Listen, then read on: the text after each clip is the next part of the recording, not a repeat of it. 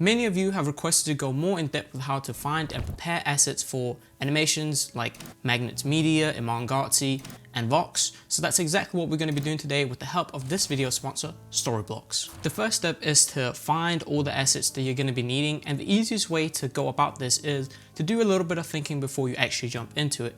You want to understand the script and the tone if you're working with one, or a video if you're just working with that. And from there, you can start creating a little bit of a storyboard and a shot list of images and assets that you'll be needing for those sequences. For this example, let's say I want to create 3 different scenes. One will be introducing the story of where the coffee is from. One will be producing the coffee in some sort of factory setting. And then the last one will be the end consumer, the final product, maybe in a cafe. That's my main script idea for this video, just so we have something more tangible to work with and give us a bit of direction in terms of what we're looking for. Now, the hard part is finding the assets to match your storyboard, but luckily today's sponsor, Storyblocks, makes that pretty easy. Storyblocks offers unlimited downloads of high quality assets like stock video, photos, sound effects, templates for After Effects, DaVinci Resolve, Premiere, and so much more for one set price. The templates for DaVinci Resolve in particular has been a godsend for me. I switched from Premiere to DaVinci Resolve a little bit of time ago, and I lost so many of my templates and moguts that I had in there, which I used to speed up my workflow. So now that I have access to all of that with Storyblocks, it just makes my life a lot easier and even helps me get these videos out on time. Another important part is that Storyblocks keeps you legally covered with clear-cut licensing and coverage, which just means that everything you download from there is 100% royalty free. This means that not only am I confident in using this for myself and my YouTube videos, but it even allows me to use it in my client work, which makes a huge difference because I'm able to deliver a better product because I use better assets. You don't want you or your client getting in trouble because you used something you didn't have the license to. Now, this last part is crazy because I didn't even realize they had this. They have a plugin for Creative Cloud, which means that you can access the Storyblocks library from within After Effects or Premiere Pro. It's so much easier than having to open up your browser. You just go, use the plugin, and just like that, you have access to all the assets that they have. They even have this new thing which is called Smart Audio, which analyzes your video clip and helps you pick the sound effects or music that fits that specific clip. To get started with unlimited stock media downloads, make sure to go to storyblocks.com/Mapol or click the link in the description. There are a few things you want to keep in mind when you look for assets for your animation. The first thing is quality. You want to make sure that you're using high-res images, especially in animations for the likes of like MagnatesMedia, because you will be doing a lot of scaling and zooming in, which just means that once you scale past a certain point, it's going to get pixelated if you don't use high quality assets. Secondly, you want to keep perspective in mind. That's one of the hardest things to fix in post. So you want to make sure that you get images that look like they're from a similar perspective, because it's very hard to make something look like a completely different perspective unless you're working with like 3D models. Last but not least, it's always a great idea to get multiples of the same thing. So if you have a person looking one way, you might want to get them looking in a slightly different way, just so you can play around with it in post. But let's head to Storyblocks and start looking for some assets for our 3 scenes. I've already got a little bit of storyboard here going, as you can see, with a general idea of what I want. So I'm just going to be searching based off that. Luckily, Storyblocks makes it super easy. I'm just going to go search for images specifically because we won't be needing any video footage for this in particular, since we're just doing a Photoshop tutorial. Now we're going to start with scene 1, which is, I want it to be like a rainforesty type of scene. So I'm just going to start by typing in rainforest and see what comes. One thing to keep in mind is that it can be a bit hard sometimes to get the exact wording right for certain things that you want to see. So you have to play around a little bit and see what you can come up with to get the results that you really want. Like, this is a lot of just little things, so you can even just take out the rain and just do like a forest or something like that to get something that fits a little bit more of what you're trying to do. And we're already getting some better results here, which is awesome. I think this piece right here would be a pretty sick background that we can use. So I'm just gonna open the link in a new tab so I can keep track of everything that I'm gonna be adding. And that's one thing that's super fun too, is adding different images together to layer it into a scene that you think would be super cool. So now we need a person with a basket. These look pretty sick. I think this might be a pretty good one to have him in the foreground. So for this first scene, let's look at what we have here. We have a little bit of a background. We have a little road that I found, which looks super cool. We can use that to get some nice depth and perspective in there. We've got a couple of different trees to create a little bit of depth and perspective. Next up, we have scene 2, which is a little bit more of a factory scene. So I want to get some nice industrial looking things. Let's just start with typing in factory and see what comes up. Already we have some pretty good results here. I'm kind of thinking maybe some tall steam towers or something to sell that overall landscape feeling of a nice industrial scene, maybe something like this could be pretty good. I see one here, we can always click on one, and if we open it, they usually have a little bit of a recommended section that'll show you similar images, which will just help you a little bit if you know kind of what you're going for, but it's not just quite right. So you can always click around until you find something that maybe is similar but a slightly different perspective. Now that we've found all the assets that we're going to be using, it's time to download them and then drag them into Photoshop. In Photoshop, before we just get started, there's just a little bit of a trick that I want to show you, and I don't know if you guys know this already. If not, then you'll probably appreciate this. But if you go and create a new file, you get this little pop-up window where you can type in all the things that you want, and one thing you want to make sure that you click that changed my life and my efficiency is working in artboards. I used to work with one Photoshop file per scene, which, you know, it works fine, but once you start having to look between scenes and you want to match things, it makes it super difficult to go back and forth between all of that. So if you know Illustrator, artboards in Photoshop work pretty much the same exact way. So if you click that and you create it, you get a artboard, and then you can just create as many as you want, so you can have all your scenes laid out, so you can kind of match your storyboard. You get everything right in front of you, and it just makes it a little bit easier to match everything. And if you have one effect applied to one thing, it's easier just to get it down there and just apply it to all the different layers that you want to. I have it set up so I'll always have these guides, but I'm just going to go in and delete those. Go into view and guides, and then clear guides. So now we have a blank artboard, the first artboard, and that's our beginning. I'm just going to start by renaming that to scene 1, just so we know exactly what that is. And then if you zoom out a little bit and you alt click while you click and drag on this, you can create a duplicate. You can just drag it out, you can drag it below, you can put it wherever you want, just leave a little bit of space between them. I found that works best. And then just let go, and you've created a copy. And now we can name this scene 2, and then we can alt click and click and drag again, and maybe just place this one underneath and rename it to scene 3. And just like that, we have all 3 scenes laid out, and we can start dragging in our assets. So for scene 1, I have my little folder here, and I'm just going to take all these layers and drag it into scene 1, and a little pop-up window should come up, and we're just going to hit OK on every single one of them. And sometimes it might be placed in a different scene, just depends on which one you have selected, but luckily it's super easy to move between all the scenes. We just have to click and drag. I'm just going to select all these layers and then just move them up into my scene 1. If you look at the thumbnails of all the layers, you can see it has this little icon, which means it's a smart object.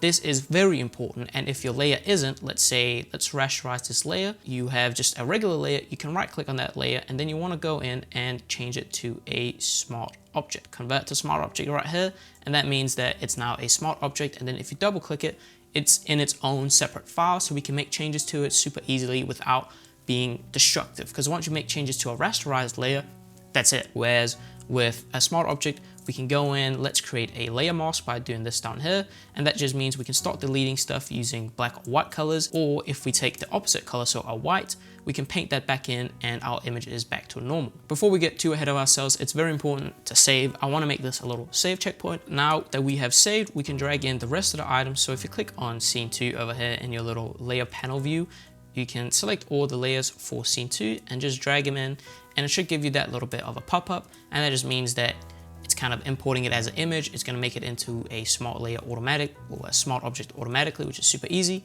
And let's do the same for scene 3. So click on that and take all the layers for scene 3 and drag them in. Before we hop into actually preparing the assets, there are a few tools that I think are super important to know.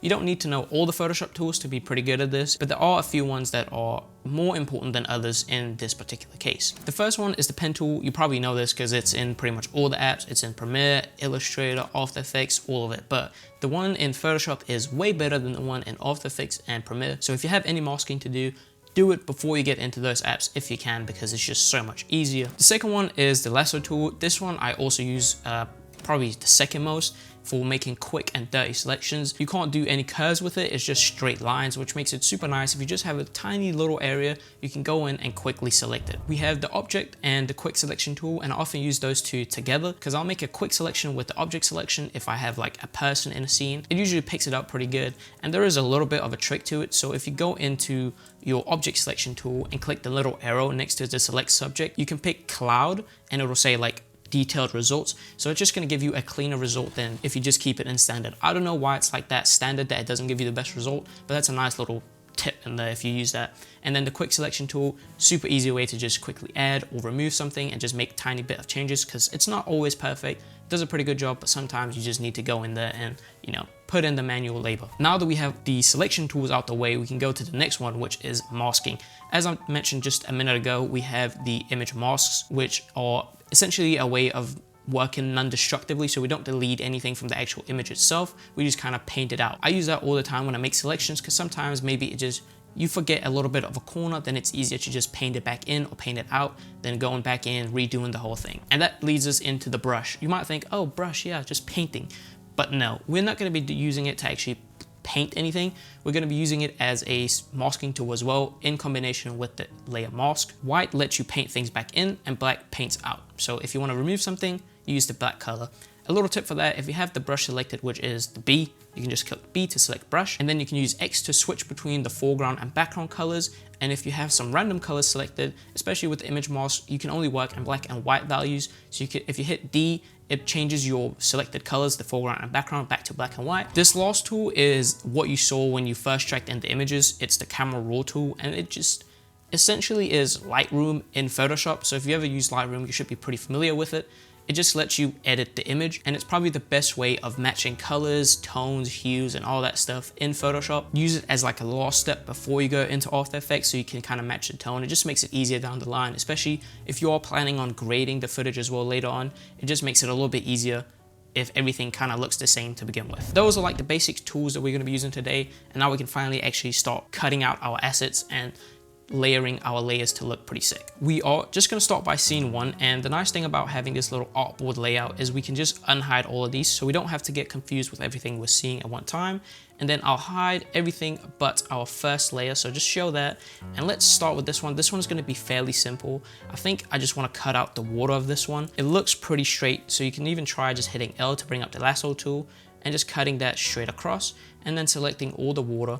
And with it selected, we're gonna go down into our little panel down here and then go in and create a layer mask. And as you can see, it keeps the selected, so you can just hit Command I, which is gonna invert that mask. And now we have this beautiful little background in the back. And let's say we made a little bit of mistake, we can hit B to bring up our brush. And as you can see down here, we have the white and black. So if I hit X, it'll just switch between them. So let's say we just wanna add something down here. We paint it in with white. And what I usually like to do is once I've created a mask for it and I'm sure I'm done with it, I'm just gonna turn it into a smart object. So right click, convert to smart object. Especially if you are working with a rasterized layer, you scale it up and then scale it back down. Now you have a super pixelated image. Smart object, that won't happen. One little extra tip is selecting maybe a ugly red color as your background color while you're working with this, just to make sure you don't have any weird spill edges or anything. You might even have like the tiniest bit of a line down here. So you can always go in and just selecting, and then Command and backspace will fill in your background color. But just make sure you don't have any weird little edges showing everywhere, because that looks ugly. Now we have this little guy, and for a scenario like this, I might use my object selection tool. So you can just click on it up here and make sure, or just hit W to select the tool and Shift W to switch between each tool in that little box. We'll make sure we have the layer selected, and then go into select object, go to detailed results, which is just gonna make it a little bit better. It finds them pretty well, so I'm just gonna click and it'll select them, and then I'll hold Shift to add more to my selection, and you can click and drag and kind of cut that out and see what it gets, or Shift W, and you can go into the quick selection tool and just kind of get all of these flowers selected that we have around here, and just refining your selection just a tiny bit. Make sure all of this is with, maybe not there, right there. You want to make sure his arm is in there. That looks pretty good. And once we are ready to kind of cut him out, we can just click on the layer mask and it should keep him in there. And that is a pretty good result. Now we can hide this one, and let's show our little road. For this one, we just want to keep the road. I'm not too interested in keeping the trees. So what I'm going to do is I'm going to create a layer mask, and then I'm going to hit B to bring up my brush tool. As you can see, I've got my little brush here. I'm going to go into the brush settings, and I'm just going to decrease the hardness a little bit and increase the size a good bit to begin with. And make sure I have black selected. So just hit X to shift between those two, and just paint out the top of this. We don't need it to be super perfect. We just want a kind of a rough cut out here, get a little bit of an idea of what we're doing. Now we have this image with a white background, a lot of white everywhere, and an easy way to get rid of all that is to go into select and then go into color range, and that'll let you pick a specific color. So you can click on the color you want to pick, and you get a little preview image here, and you can play around with the range and the fuzziness, and you just want to turn that up until you get something that looks pretty cool, and well, not pretty cool, but you know, selects what you want to select, and then hit OK and it'll select all of that. And then you just hit the layer mask and then Command I, and that should get rid of most of it. If you still have a little spill out here, you can always go into your brush tool and select it, or you can command click your layer mask and you want to invert that, so Shift Command I to invert your selection. And with black as your background color, you can hit Command and backspace to just keep deleting that. So just filling it in with black, and now we have a tree with no whites. You can also go in and use the select subject down here. You usually have it here. Click that, and if it comes up with a pretty good result, you can use that. Sometimes it does, sometimes it doesn't. As you can see, we still have a little bit of whites inside. It doesn't do the most perfect job, and that's where you can go in and again use the color range and pick a nice white color and just make sure that it gets got pretty good. And then with that selected, you can click on your mask and then hit Command backspace with black again, and that'll just remove the little bits of white that they found in there. This one is a good example of the little lines I was talking about. As you can see, it's very faint and you wouldn't be able to see it if you just were on a transparent background, which is why I like to work with a pretty weird colored background that'll let me notice those things. And in that case, I'll hit M to bring up my marquee tool, and then I'm just gonna click and drag, and with Command backspace with my layer mask selected, I'm just gonna hit Command delete. And that is a pretty good way of getting rid of that. Do that around the corners, top of the edges. Sometimes, you know, you just have to be mindful of those little things, those little details that are hard to see, but you will definitely notice it in the edit later on. And that is pretty much all the different ways of how you can remove the background of your images. And now we have this layer with a bunch of different layers that we need to start piecing together and figuring out foreground, background, composition, all of that. I like to start from the back, so we'll start with our little background here, and we'll just scale that up because we don't need too much of it. We just want a nice little mountainous background maybe as a far deep element out there. And we can get our guy and our road, and we of course want the road to be below the guy, and we want to scale this up a little bit to get a nice little piece of road. Make sure that this guy right here is maybe a little bit smaller, and let's put him out in the grass like he's out there finding something like this. And let's start placing some trees. We can put this tree over here, nice and big, and put these trees, scatter them around a little bit, maybe put this one out in the distance, put them behind the guy there, and let's get a whole bunch of these trees. And this one we can just scale it up and find some trees that we think look pretty cool, maybe this one in the background over here. What we're gonna do here is I'm just gonna duplicate this layer so we have another copy of it. As you can see, it just shows a little bit of that line. I wanna make sure I get rid of that. Hit M, make sure we don't have any other tree selected, and then Command backspace with the layer selected, and the same at the bottom here, just make sure that we don't have any of that. And then I'm gonna hit Alt and click the eye, which is gonna show only that specific layer. And then I'm gonna use my lasso tool, so hit L, and I'm just gonna mask around this little tree over here. And once that is done, I'm gonna make sure my layer mask is selected, hit Shift Command I to invert that mask, and then hit Command backspace with black as my background color, and that'll make sure that we only have that one tree in that layer. And then you can re-alt click the layer again, and that'll show everything else again. So just a nice little shortcut of showing and hiding everything, and flip it so you can go into edit, transform, and flip horizontal, and move it over a little bit this way, maybe move the background over a little bit to get a little bit of a different view. Maybe we want something that looks a little bit more like that. We can work on this foreground a little bit. So with it selected, I'm gonna hit B, and I wanna change the hardness to be a little bit harder so we don't get too feathered of edges. Maybe decrease the size a little bit. With black selected, start painting in a little bit and cutting some of that out that we don't need, and that looks pretty good, but the colors are very off. As you can see, we have a lot of different greens. Something is very bright, some things aren't very bright, and we can select each layer and then hit Shift, Command, and A to bring up the camera raw tool, and that'll give us all these different sliders that we can start playing around with. It's not too hard. You just kind of want an idea of what you want everything to look like, and I just want to make sure that nothing is too overexposed or too contrasty. So I'm just going to go play around with the sliders, increase the blacks a little bit to lift them up and not make it as contrasty, decrease the highlights a little bit, and then hit OK. And in the end, I'm actually going to go in again and match the greens. So if I hit Shift Command A on this layer, for example, what I'd want to do is decrease the contrast a little bit and take the highlights down, and then I'd go into the color grading and the color mixer and play around with the colors and temperature of everything. So let's say we have the hue of the greens, we can slide it over, we can make it a little bit less green, more yellow, take the luminance, take that down a little bit, the saturation as well, and just take it down a little bit. It's just gonna match it a little bit more to a more muted neutral scene. If you have duplicates of layers, like we have this tree twice, so we have this one, and then we also have this one in the back here, we can alt click on these two little circles and drag it down to that.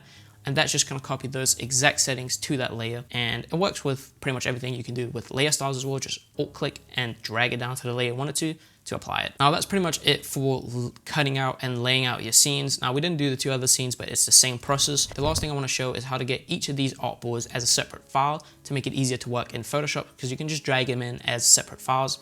You want to make sure you have all of them selected, so just click and shift click until you select them all. Then you want to go into File, and you want to go to Export Artboards to Files. Once you have that selected, it's going to come up with this little modal thing, and you can select where you want to save it. You can select a name prefix, which is what is going to come before the name of the artboard. So in this case, I've just named the project tutorial, so that'll be what it's put in. You can name this, let's do coffee, and then you can do an underscore, and that'll just place an underscore, and then it'll put your scene in there. These artboards belong to this one part of the story, and once you've done that, you just want to hit run, and it'll save all of them as individual Photoshop files in your folder where you've chosen to save them. Once you've done that, you're ready to hop into After Effects. And if you're wondering how you can animate this in After Effects, I'd recommend checking out my MagnatesMedia tutorial, which is linked right in the corner, and start having some fun with the artboards that you have created. That's pretty much all I have for today's video. Hopefully you guys have a better understanding of how to find and prepare the assets before you hop into animation. If you can set yourself up for success, you definitely should, and this is a crucial step of it. So without further ado, I just want to say thank you, and I'll see you again next week. Peace out.